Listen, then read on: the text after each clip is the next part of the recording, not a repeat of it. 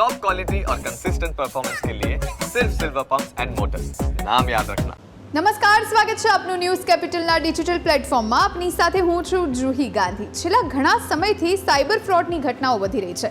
એટલું જ નહીં, તમારા નામનું કોઈ ફેક એકાઉન્ટ બનાવી ઓનલાઈન ટ્રાન્ઝેક્શન તમારા નામે થતું હોય તો પણ તમને એની જાણ નથી થઈ શકતી. વેલ, આ ડિજિટલની દુનિયા છે ને અહીં બધું જ પોસિબલ છે. કોઈ પણ હેકર બહુ જ ઇઝીલી કોઈની પર્સનલ ડિટેલ્સ ચોરીને નકલી એકાઉન્ટ બનાવી શકે છે. આ માટે નામ, સરનામું અને આઈડીની જરૂર હોય છે.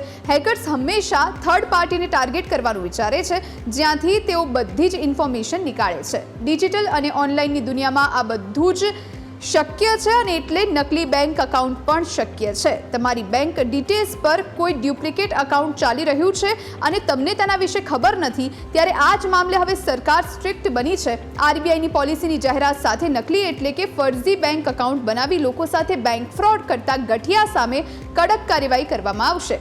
સરકારે આ મામલે કહ્યું કે એઆઈની મદદથી હવે દરેક બેંકોમાં આવા ફર્જી એકાઉન્ટને શોધવામાં આવશે અને તેના પર કડક કાર્યવાહી થશે, જેથી કરીને દેશભરમાં થતા બેંક ફ્રોડ પર લગામ લગાવી શકાય. જો કે આ સાથે આપણે પણ જાગવાની જરૂર છે. શું તમારા નામ અને ડિટેલ્સ પર તો કોઈ બેંક એકાઉન્ટ નથી ચાલી રહ્યું ને? એ આપણે જાતે પણ જાણી શકીએ છીએ.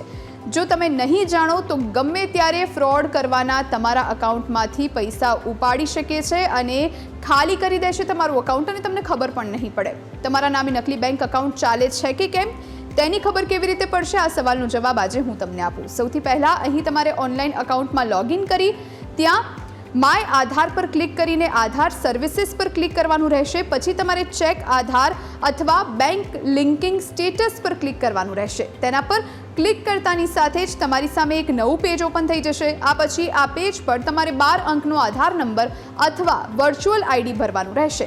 આ સાથે તમારે કેપ્યા કોડ પણ ભરવાનો રહેશે. જે બાદ તમને સેન્ડ ઓટીપી વિકલ્પ પર ક્લિક કરશો તો તમારો નંબર આધાર પર રજીસ્ટર કરાવ્યો હશે તો જ તમને ઓટીપી મળશે. ઓટીપી પ્રાપ્ત કર્યા પછી તમારે તેને ભરવાનું રહેશે અને તમને તમારા આધાર સાથે કેટલા અને કયા બેંક એકાઉન્ટ લિંક છે તેની માહિતી જોવા મળી જશે.